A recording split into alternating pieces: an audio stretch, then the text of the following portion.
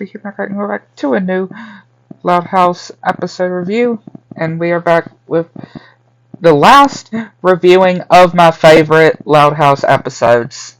Yeah, and yeah, this is another one that I really enjoy, I can just say. And yeah, it starts with Clyde coming to Lincoln with some cookies, oatmeal and butterscotch cookies. That actually sounds very good.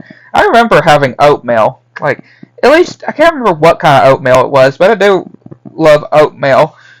Well, I haven't had it in a long time, so, I mean, I'm sure I probably still would like oatmeal, but yeah, butterscotch too, And yeah, I just love the gag when you see some sparkles or firework kind of stuff going in their eyes when they eat it, and something pops off, like part of Lincoln's hair pops off, and he loves the cookies. And then we see Principal Huggins, and with that wig, he's got a wig on, and he's wondering of who's been doing cookie crumbs on his wax floors of the school board meeting, and then he smells the cookies, and yeah, of course the wig comes off, and he's telling Clyde and Lincoln if they can make some cookies for the school board meeting tonight because the superintendent has a sweet tooth, which of course, yeah, he's even begging. He's begging them, and they were saying of how we're gonna get started on our history project, and he's like, the superintendent will always know when cookies and stuff are store bought, and he said he'll pay handsomely, and yeah, of course they love the idea of that, and yeah, we see the principal and the superintendent that is there. And she ends up slipping too, and she even loves the cookies, and she's just even dumping all the other cookies in her mouth, just absolutely loving the cookies. And she says it's definitely not store bought, and yeah, saying that they saved the day. Here's your payment plus a little extra. Yeah, that's actually very good of Principal Huggins. And of course, she's asking Clyde and Lincoln if they have their own business, which they actually decide they should do their own cookie business. Which, yeah, they have this funny imagine. And, yeah, seeing all these cookies, of them being cookie kings of Royal Wood. And this little cookie man comes and saying of how they're running out of room for the money they're making. And, yeah, all the money that comes out. And, of course, yeah, Clyde does, of course, mention, don't we have to do our history project? But then they start getting orders, cookie orders. Goes over to this guy, and he eats the cookie, and yeah, they get his info so they can be able to get his order. And this guy's like, stop stealing my customers. I mean, yeah, I can understand that. And then they go to Lynn at her soccer practice, and of course she's like, no to the cookies, because yeah, obviously she doesn't need to be doing anything sugar when it comes to doing practice, right, soccer. But then they say of all the different ingredients that it does have in it, and of course she eats it and loves it. And then they go to Lynn's table, which again, I really do love that Lynn Sr. has his own restaurant though, and of course he loves it too. And the exhaust fan gets his cooking hat, and saying to Clyde and Lincoln that running a business takes lots of responsibility. It's not all a piece of cake. Which, yeah, the cake ends up going up to the exhaust, too. And then we see the news lady, Catherine Mulligan, about the seniors getting angry about no pudding, and of course with no teeth. But then Lincoln and Clyde come to their solution, and yeah, they love the cookies, which I want to know, how are elderly people able, with no dentures, able to eat cookies? That's what I want to know. And yeah, even she likes it too. And yeah, they even promote that they have a business and they're open.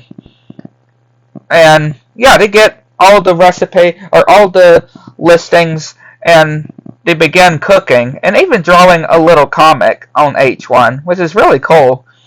But of course, it only took 4 hours to make that first batch. And they say all of the different orders that they're having to do. And apparently Lisa was overhearing because she's like, I heard you through your walkie-talkie, you boob. And yeah, just says, yeah, he was stepping on the walkie-talkie. And she's like, hire more employees. And even mentioning, try to find a bigger arrangement. And Clyde is like, how do you know the layout of my kitchen? And apparently, yeah, she's got monitors everywhere. And she's like, eat, gotta go. Like, yeah, she's got monitors everywhere. And yeah, they get their friends, Liam, Rusty, Zach, and Stella, to help. And of course, Rusty is not so sure about wearing a hairnet. And of course, yeah, Stella's getting annoyed at Clyde, and Lincoln finds cookie bite marks on the cookies, and apparently Zach ate the cookies, and Liam brings in this cow, which then Stella made this conveyor belt out of this old treadmill, which is pretty cool, but of course it ends up getting messed up, and they completely forgot about the history project, but they promised all the cookies to the people. And yeah, they all rushing and getting hand cramps, and they managed to finish all the cookies, giving the guy for him and his wife's anniversary, even giving some flowers in case, and giving the seniors their cookies, and even saying that the pudding machine was clogged by Scoots' chompers.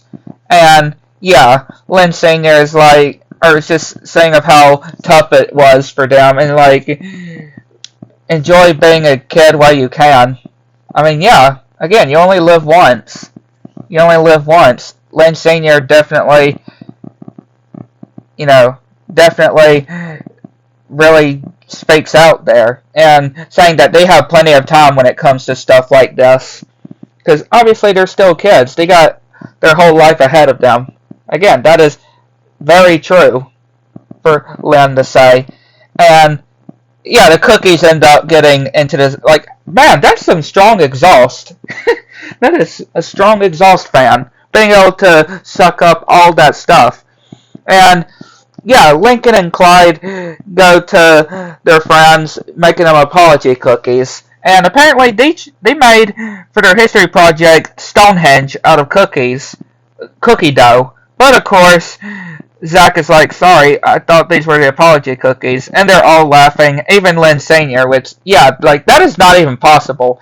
I mean, surely, like, for real, none of that stuff should be gets sucked up by the exhaust fan, especially Lynn Sr. Like, that is not possible. Not at all. But yeah, really good episode here. And again, really glad that I did now fully finish reviewing of my favorite Loud House episodes and my least favorites. Right, that goes for my least favorites as well. But yeah, definitely glad on properly finishing them. Right, I could definitely say. And now I'll be able to focus on going to reviewing onto other stuff I have not done, like, us currently doing the Owl House, for example. But yeah, I like to know what y'all think. Catch you next.